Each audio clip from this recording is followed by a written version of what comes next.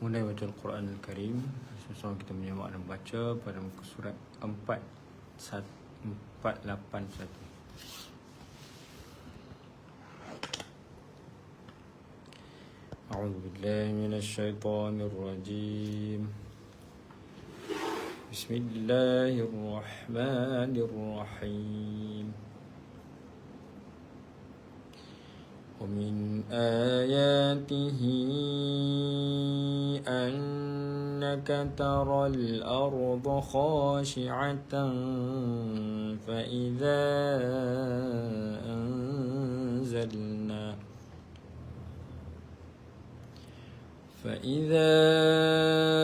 أنزلنا عليها الماء اهتزت وربت إن الذي أحياها لمحيي الموتى إنه على كل شيء قدير إن الذين يلحدون في آياتنا لا يخفون علينا. Walaupun ada tanda panjang di situ, tak dibaca dengan dua saja harakat kerana tidak bertemu dengan hamzah. Bacaan waqaf, berhenti. أَفَمَنْ يُلْقَى فِي النَّارِ خَيْرٌ أَمْ مَنْ يَأْتِي آمِنًا يَوْمَ الْقِيَامَةِ.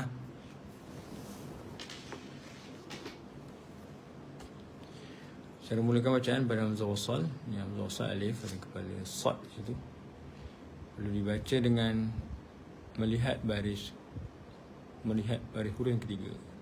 Hamzah wasal huruf pertama, ain huruf kedua, mim huruf yang ketiga. Huruf tiga baris atas, maka hamzah wasal perlu dibaca dengan baris bawah. i'malu ma syi'tum innahu bima ta'maluna basir. إن الذين كفروا بالذكر لما جاءهم وإنه لكتاب عزيز لا يأتيه الباطل من بين يديه ولا من خلفه تنزيل من حكيم حميد. ما يقال لك إلا ما قد قيل للرسل من قبلك إن ربك لذو مغفرة وذو عقاب أليم. ولو جعلناه قرآنا أعجميا لقالوا لولا فصلت آياته أعجمي وعربي. Yang dua perkara. Pertama, simbol hitam sini ni pada alif adalah bacaan tashil. Bacaan tashil adalah di antara huruf hamzah dan alif. Dibaca dengan ini bukan asalnya a'jami.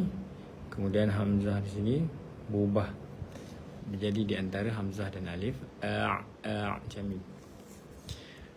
Tashil satu-satunya dalam Al-Quran ini saja yang ada untuk bacaan kita, riwayat Imam Hafs. Wa arabi wa qaf perlu ditekankan, kalau tidak dia akan menjadi mad asli, mendatar bunyi. Wa arabi tak betul, dia mesti tekan. Mesti tekan dia. Wa arabi. قل هو للذين آمنوا هدى وشفاء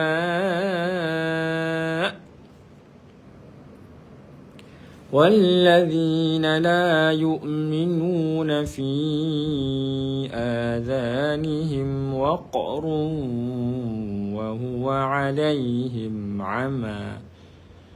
Waqaf pada baris dua di atas bertemu dengan yang tidak bertitik dipanggil mad iwad. Biasanya dia adalah baris dua di atas bertemu dengan alif. Kali ini dia baris dua di atas bertemu dengan ya yang tidak bertitik. Dia tak dibaca dua harakat ketika waqaf. Kalau sambung dia jadi hukum izhar. أولئك ينادون من مكان بعيد ولقد آتينا موسى الكتاب فاختلف فيه ولولا كلمة سبقت من ربك لقضي بينهم وإنهم لفي شك منه مريب من عمل صالحا فلنفسه ومن أساء فعليها وما ربك بظلام للعبيد. Sadaqallahul azim. Alhamdulillah, saya bacaan kita pada muka surat 481 yang dapat kita simpulkan pada perkongsian waqaf pada tanda panjang. Baca dua harakat kerana waqaf.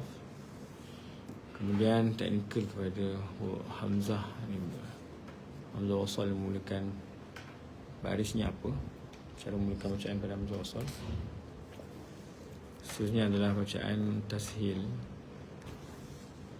Kemudian pada waqaf, bunyi pada kalimah wa'arabi perlu ditekankan, dihenjuk bunyi.